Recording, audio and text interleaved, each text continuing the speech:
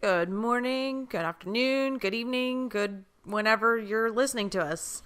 This is the first episode of To Raise a Child. Thank you for listening. I'm Nisha Young. That's your cue. Oh, you wanted me to say it. I figured you were going to introduce me. But you know your name, so. No. I'm Robert Young. I'm her husband, obviously. Basically, we're starting this to... Because we feel that it is important to give our perspective as parents in our generation, mid-30s, being raised the way that we were, which is another story in and of itself, but just to give our perspective and let people know how we think about things and how we raise our children, because we know that struggling on a day-to-day basis and not quite knowing what to do as parents happens just constantly in our lives, and it has for the past, for me, 14 years. Yeah, it's just to know that no one's really alone, that we're all kind of fucked up, and that's another thing. We swear a lot, so you have to forgive that. Yeah. You didn't even think about that one. I didn't. Well, because I know me and I know you, and when I know that we all cuss, but just to kind of prepare people. Yeah. This is an explicit podcast, not necessarily sexual in nature, but just in the aspect that we do tend to be more use colorful language. Yeah, that's a nice way to put it. But yeah, just to let everybody know who's listening that if you're a parent, that we're all in the same kind of boat, and it's kind of okay to be ambivalent sometimes about parenting and our fears and joys and everything else that comes with parenting. Which is a lot, quite frankly. Yeah. Just, kind of an outlet to say, you know what? I listen to them and I feel the same way about that situation. Or you could go the other route with it and be like, I fucking hate them. Well, no, not necessarily that. Like, well, that's kind of going to be indicative too.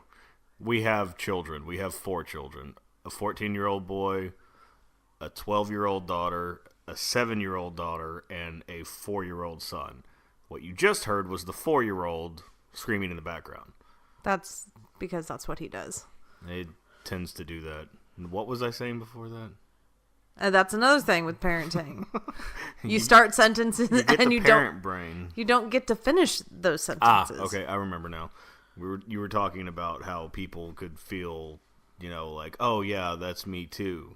It could go the other way where they're like, oh, we're fucked up as parents, but not as fucked up as them. So to make people feel better about themselves. Exactly. Whatever you glean from this, that's fine. That's okay. You don't have to like us. You don't have to hate us. Just we're people like you, and we're trying to figure this shit out as we go.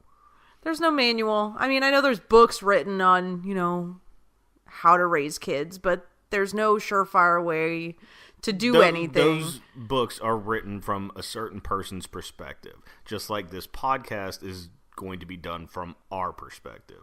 It doesn't mean one's right, one's wrong. It's different strokes for different folks, basically. It's our all path. Kids are not the same. All parents are not the same. All situations are not the same. We can only do our perspective and tell people our experience. Yeah. And that's just like with anything else. You can only go by what you know, not what somebody else is telling you should know. Yes. So. But like we said, we do have 4 kids. Chris is 14, Kaylee is 12, Noe is 7, and Logan is 4. He's about to be 5, as he will tell you constantly. Yeah. So we have a full house. We do have a lot going on. There's never really a dull moment in this house. Unless they're all playing video games, apparently. Yeah, if they're playing video games, then we actually have some quiet time. As our kids get older, I know that our schedule will get more hectic. And it has gotten more hectic. Because, they want to join things and do things, and it's chaos on a constant basis. So That's putting it very nicely. extremely nice. But that's our norm. We know Chaos. Yeah. we know chaos. We were just having that conversation not too long ago. We were. Well, it wasn't chaos, it was stress, but part and parcel, I think. Tomato. Yeah.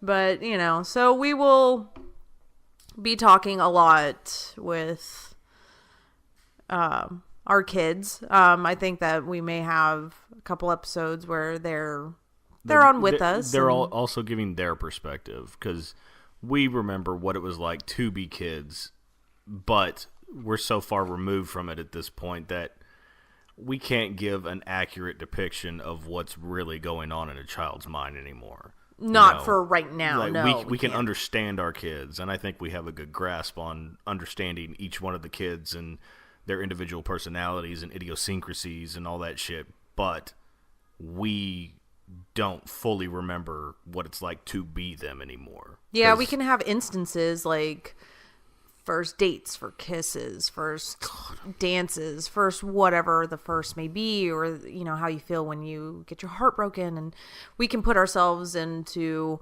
that memory, those general terms, and kind of remember, but we're still not in the process of going through. Yeah, to be an active teenager, like or Chris, preteen. He's exactly 20 years removed from me. Like, yes. I remember all of those things, but how much has time distorted since then? That type of thing. Our memory is not the best thing. Okay, well, at least mine is. I was about to say, speak for yourself. My memory is great. I think that bothers everybody, to be completely honest. It does. Because I've used it against people before. Sometimes I feel crazy where it's like, well. Is he making this shit up, or is he being serious right now? So most of the time you are being serious, so. And whenever I'm fucking with you, I tend to tell you almost immediately, hey, I was joking, I'm not serious. Yeah. But that's good. It's teamwork. Or TM work.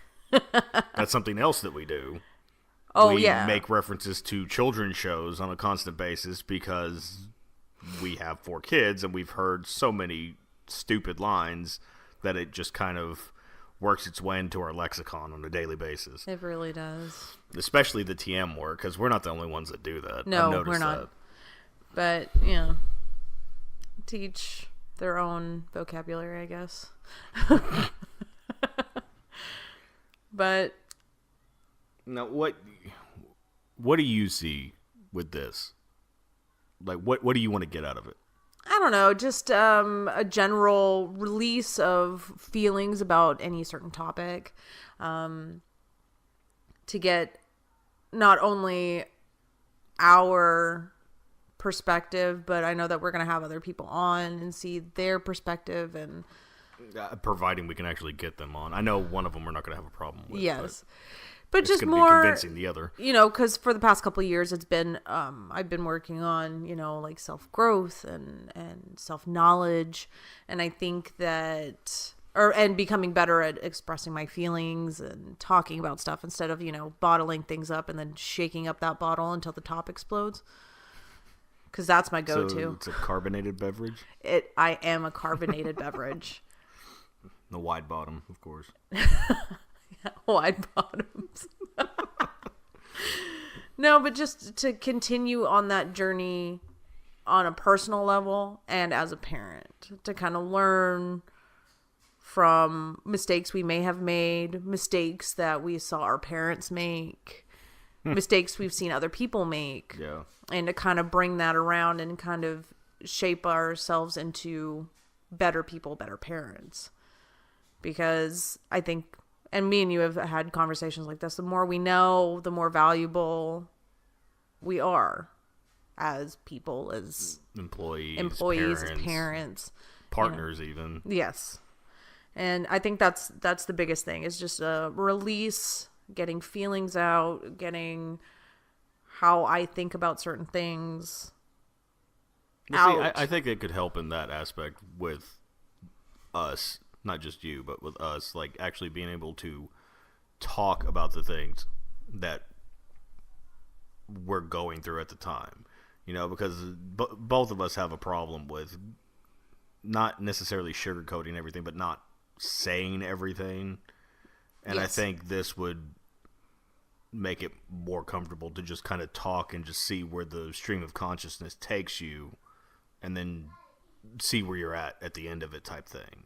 You know, and then because we both feel better whenever we get shit off of our chest and we talk things out, as opposed to just holding on to the shit and it just eating us up. Yeah, I think this would be a lot cheaper than therapy. Actual therapy.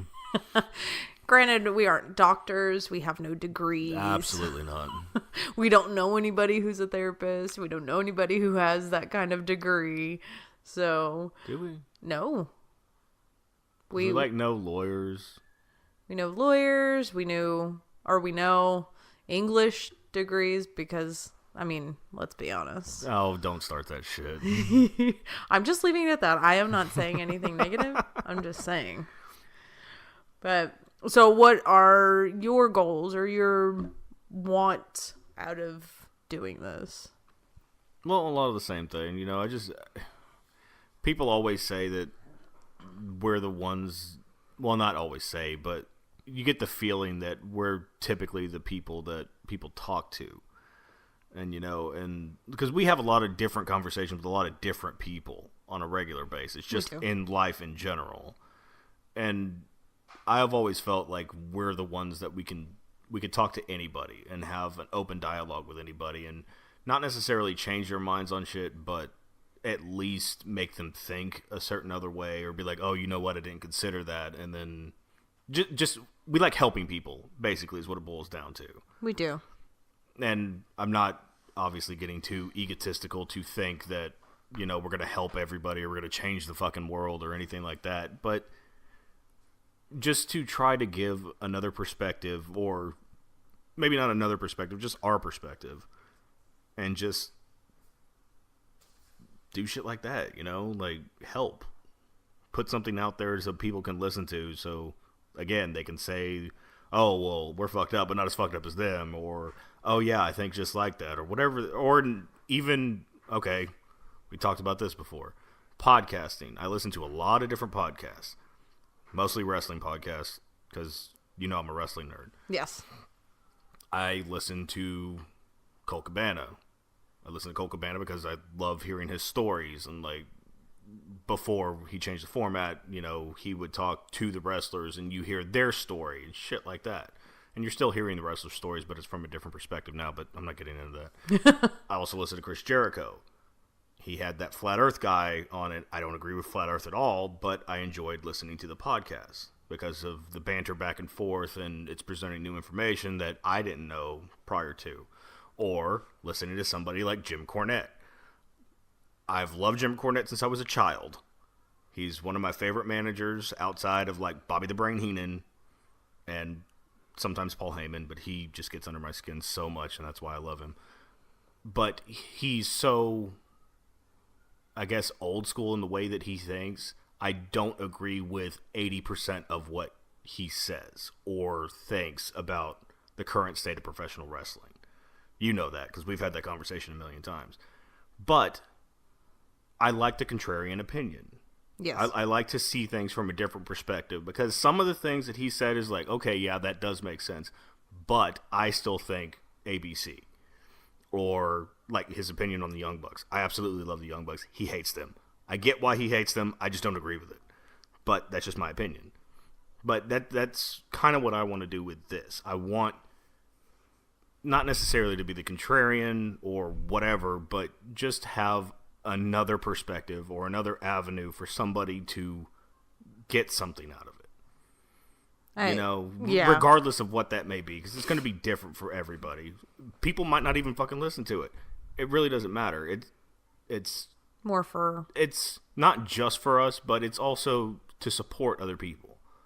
Yes. Because, you know, we have conversations with Jimmy and with Gabriel and Mandy and Ariel and Bubba and Crystal about our kids all the time. And about parenting and about what this one's going through, what that one's going through. And it's like, the whole reason we picked the name To Raise a Child is because it takes a village to raise a child. It really does. Like, we are the village. You know, the 8 of us collectively.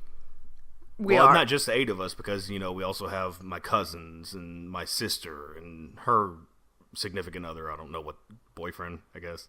Yeah, we could Okay. use the term boyfriend. But, like, we all talk about stuff like that. And not only that, I think that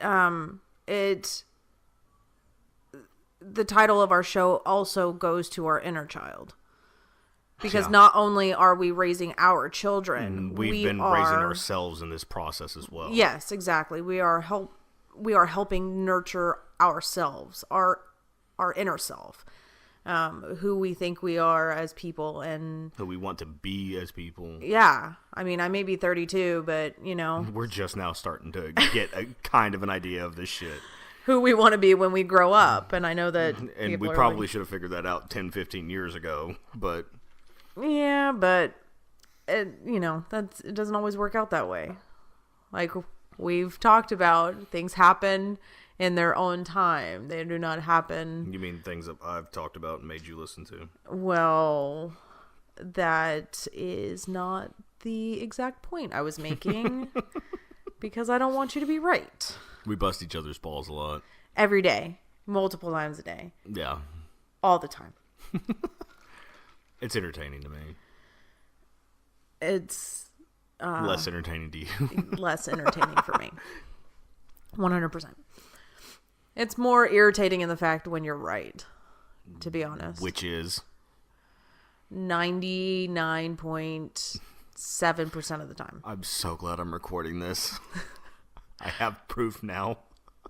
I have, you know me. I know You don't like admitting it whatsoever. I don't like to, but I am able to. I'm able to say I am wrong. I am able to say I don't know. I am able to say that. That has not always been your policy. And it has not always been mine either. I fully admit that. All right, as long as you admit that. See, we're both getting things that we want recorded. Just saying. We're putting it out there. So, yeah. I forgot what the point was with that. We tend to do that a lot, too. We just kind of drift off and like, oh. No one's going to want to listen to this. Everybody's going to be like, why am I listening to these two idiots ramble? It is on Scattermind, so it's kind of fitting if you really think about it. We are just a bunch of scattered minds. We are. It's just, you start at point A, you go to point 25, and then you go to point C, back to point A. Maybe. Maybe. If you can remember where point A was in the first place. Then you gotta stop, regroup. We need to do breadcrumbs. I think that would help. A little Hansel and Gretel. Or actually, I don't know, take notes while we're talking. That might help. No. I don't think that would. We would do nothing but write notes then. We would just be like, okay, hold on. What were we? Oh, I need to wait. Hold on. Just wait. And I don't think that would be good for listening purposes at all. Dead air's fine. Nobody really pays attention to it anyway. I don't think anybody wants to listen to a podcast of just and dead air. That's not good at all. See, like that. That was not good. I did that very much on purpose. Oh, I know you did. I saw the look on your face. Oh, yeah, I forgot you can see me. Yes, I can. Okay, so why don't we get into what parenting means to us, specifically?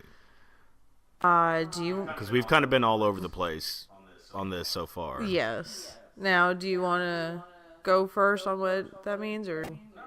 No, I want you to go first. I always talk first and the most, so... Fair. That's fair. I think everybody would agree with that. Like, yeah, Robert doesn't shut the fuck up. We know See, this. but the thing is that in our group, a lot of us don't shut up. That's not remotely true. Unless everybody... I didn't say everyone. I said a lot of us don't shut up.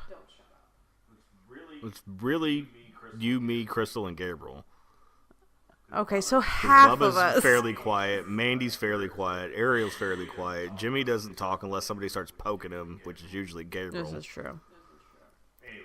Anyway, sorry, another tangent. Okay, so what does parenting mean to you? And I think with that, you should kind of explain My background.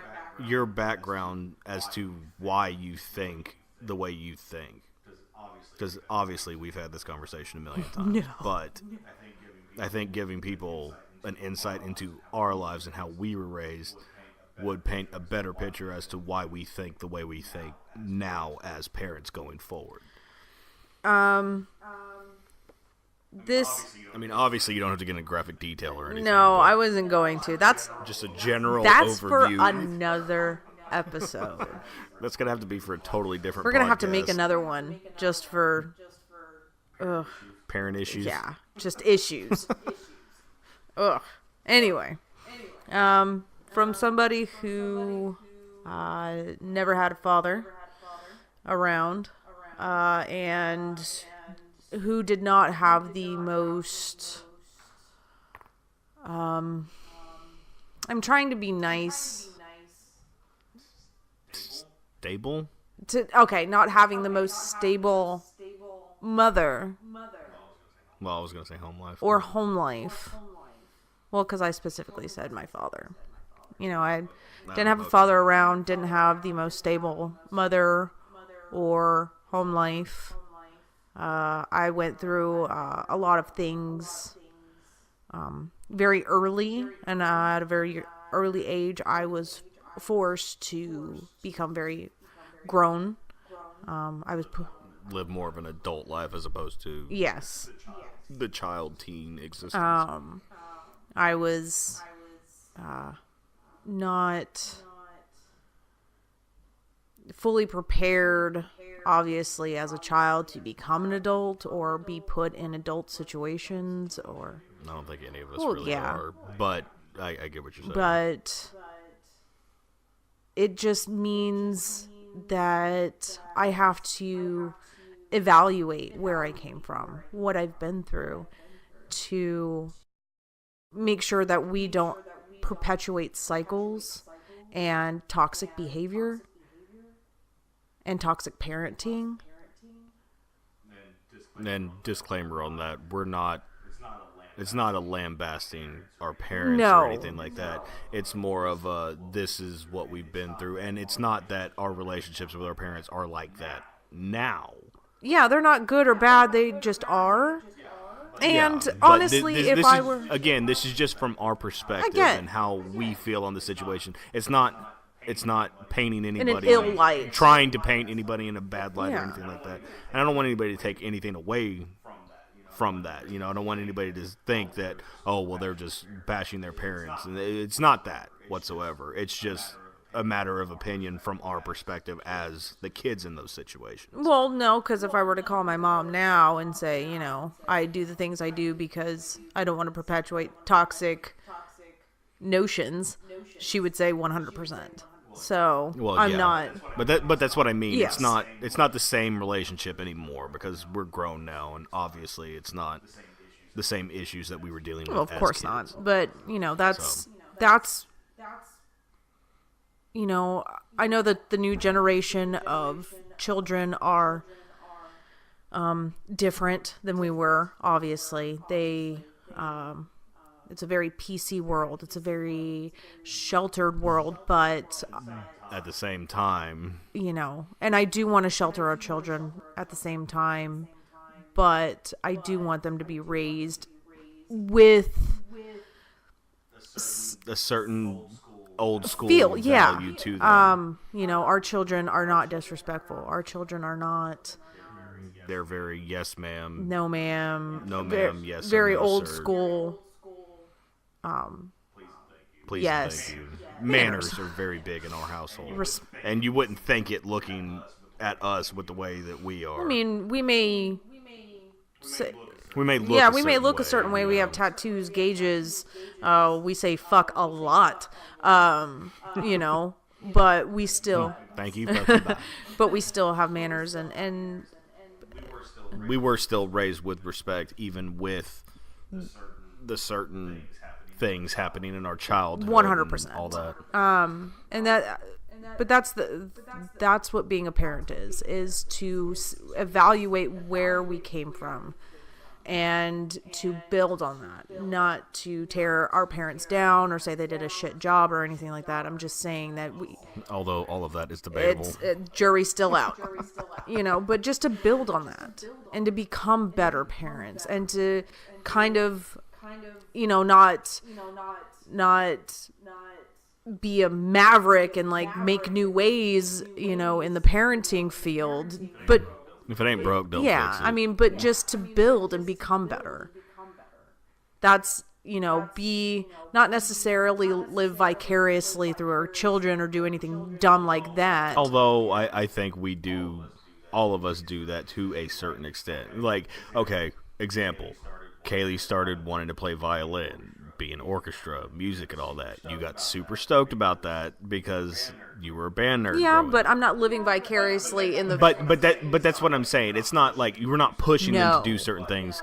But I think we are all living vicariously through our children in some form or fashion. Just to be the parents that, or be raised or have certain situations handled differently than they were handled when we were growing up. Just to be better. Like, just to be better parents. Just to learn from past mistakes or what we were around as children. That's... Yeah. And and it may sound like I was just shitting all over my mom. But, when she... I think she would agree with you on certain aspects of that. Because you've had conversations with her since then. Yes.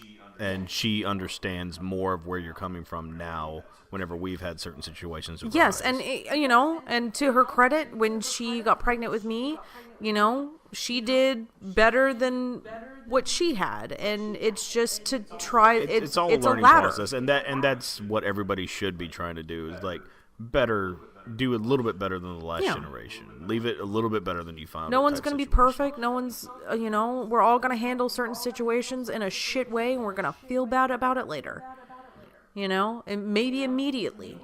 I feel like that was directed towards me. That's towards everyone. Not in just parenting, but just in life. Shit in happens, general, and, but that's what parenting, that's why I feel it's important to evaluate yourself as a parent. Just like if you were your own boss, you don't have a corporate hierarchy. You have to be a self-starter, and you have to be able to analyze what honestly. You're you have to do it saying. honestly. You can't be delusional and like, I'm the shit. I'm doing the best job ever. I am doing this super great. No, you have to be realistic about it and be like, look, okay, in this department, I'm doing all right. I could work on point A, B, and C. At this one, I'm not doing so great. Maybe I should stop, reevaluate, and figure out a better way to more do efficient it way, more increase efficiency, basically. I hate breaking it down that corporate. Me too, but it is a job. It's a non-paying job for some ungodly reason. God, I wish we got paid for this. But it's a job. So just to be a better parent. I think that's what parenting means, is just to be as good as you can be and to always grow and always try to strive something for better. Basically. And, Well, okay, like I know we've obviously, again, had many conversations on the topic.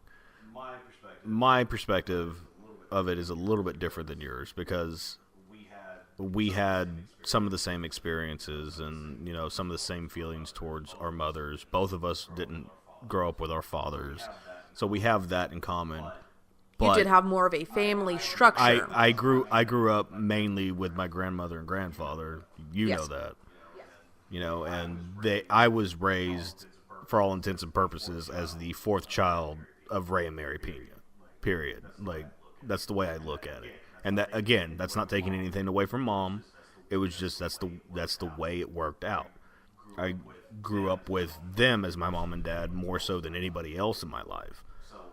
So I had that stable family structure, although it came and gone at certain times in my life.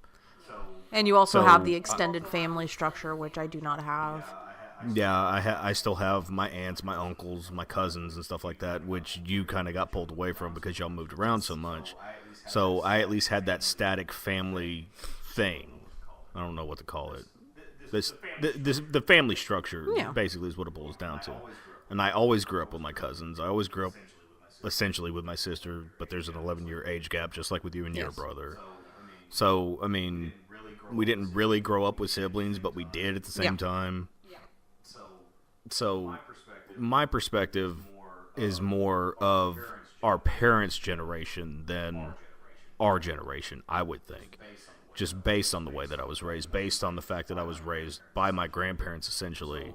So, I have more of my mom and my aunt's perspective than the perspective I should have had as a grandchild. And grandma and grandpa, you've heard them say that.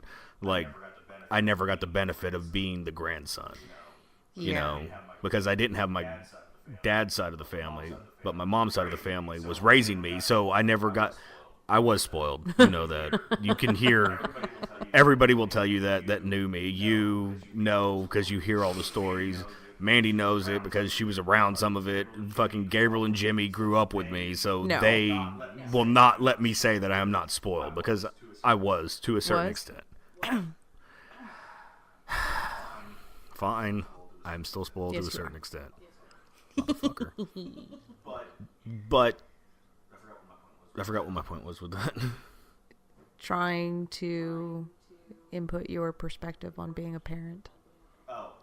Oh, yeah. And we do...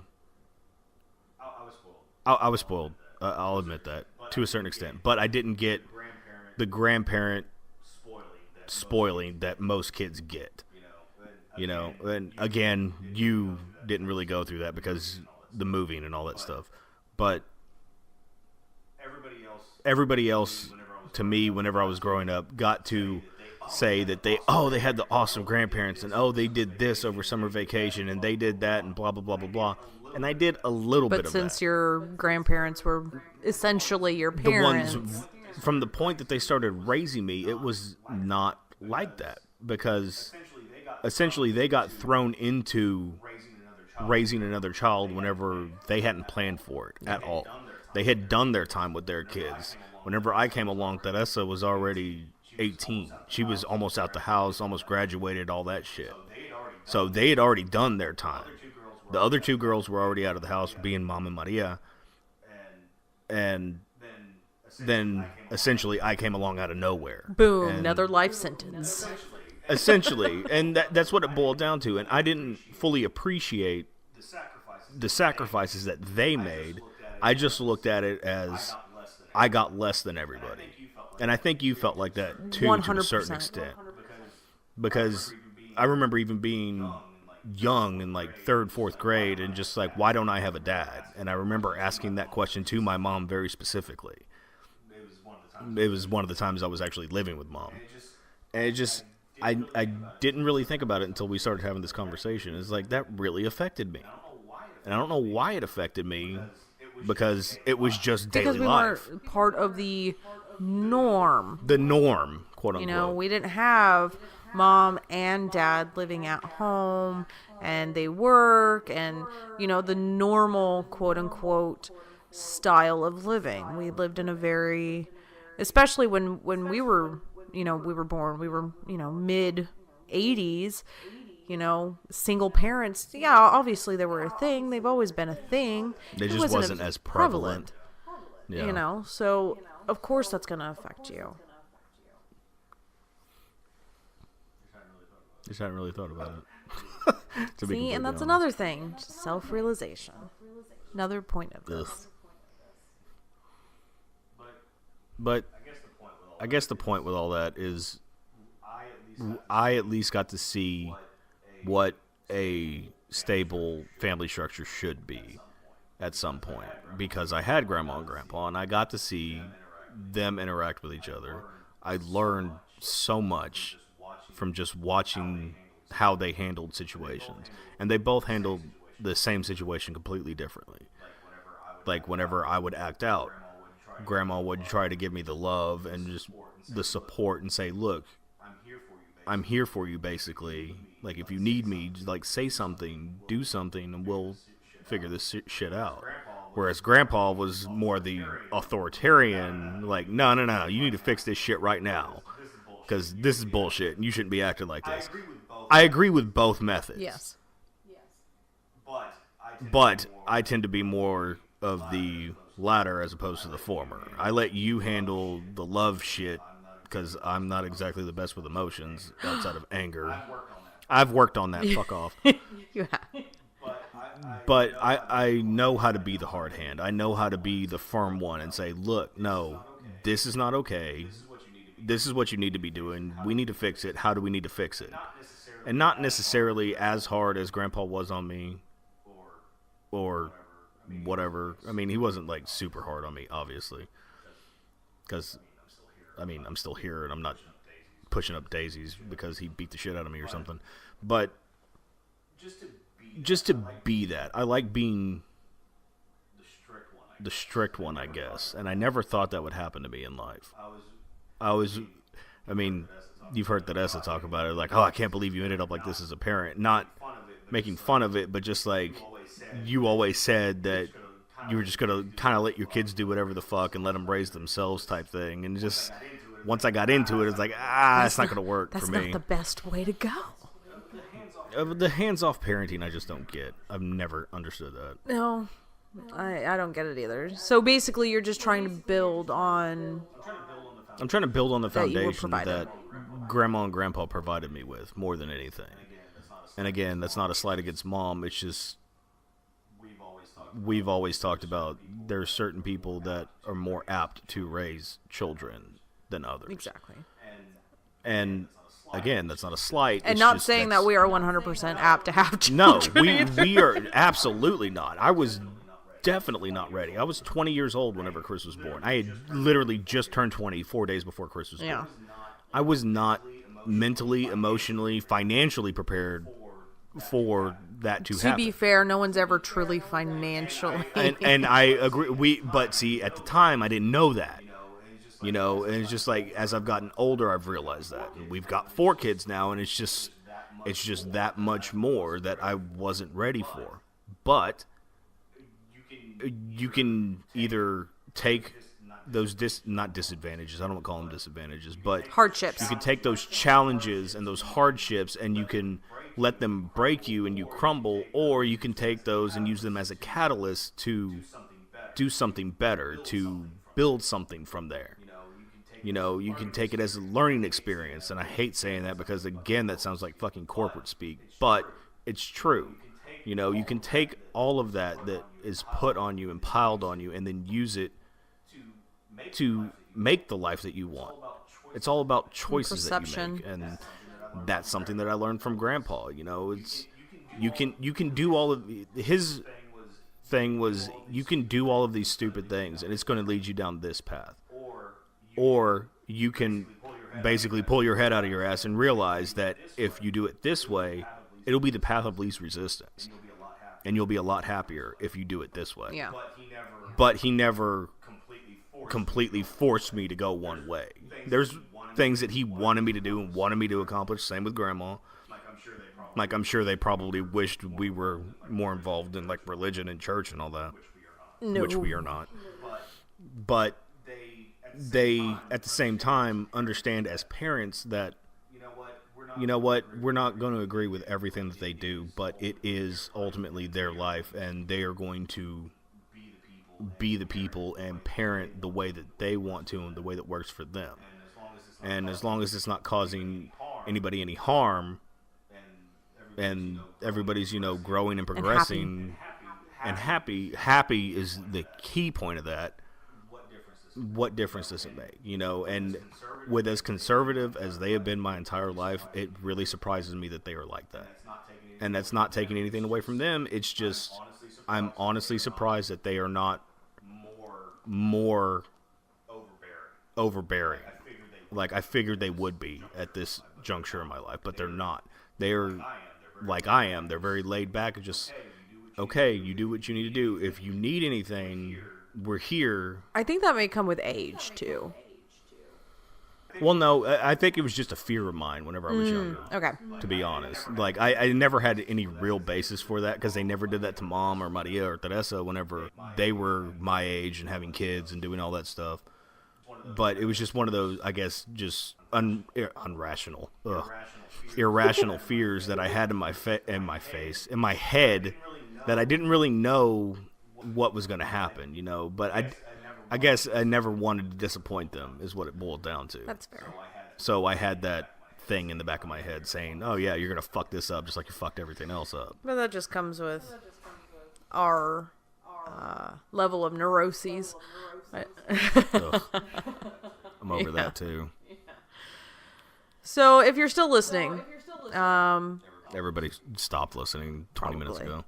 But this is kind of where we're gonna go with this. So yeah, we may not make a lot of sense, but at least we'll be somewhat entertaining. If nothing else, the banter is usually pretty entertaining to people. People like watching us interact if for no other reason than they get a good laugh out of it. This is really true. So hopefully you semi-like what you hear and that, you know, you'll come back and listen to other episodes of ours. We were really excited to kind of not necessarily be like a self-help or, you know, advice column. We don't really have a genre that we're trying to fit into. Yeah, I mean, I know it's about parenting, but you know, we're going to talk about a lot of different shit just because that's who we are. I mean, it's mainly parenting, but as I'm sure people have noticed listening to this, we tend to go on tangents. Well, we try to ring it back in. It's the natural progression of a conversation, and that's what I've always prided us on. It's like we just kind of go wherever the convo takes us, and we don't really shy away from We try to loop back around, though. Get it?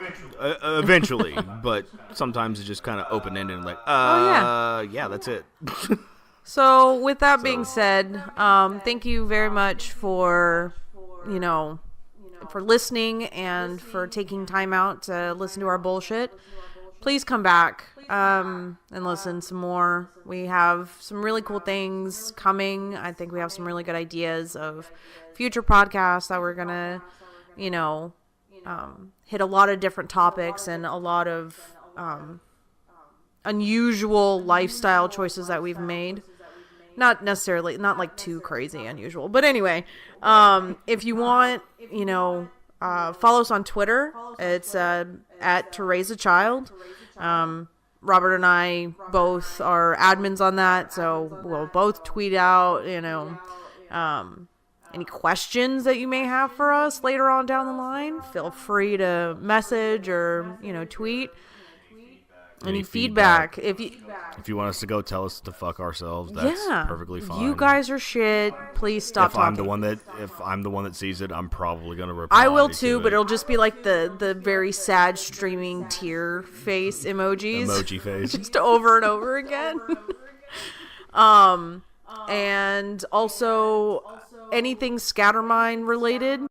Go ahead, feel free. Go to the Podbean. Yeah, Podbean. We are on Stitcher. We are on iTunes. iHeart. iTunes. I think Jimmy said he's working on Spotify. I think he is working on Spotify. He hasn't really gotten but, you know, done yet, if we're not your gig, that's fine. Oh, and YouTube. Scattermine CST on yes. YouTube. Everything will be up there as well. If you don't want to do the subscribe thing and all that stuff to the other websites, you can find us on YouTube and just watch it like normal. Yeah. So, like I said, thanks for joining us, and we hope that you guys come back.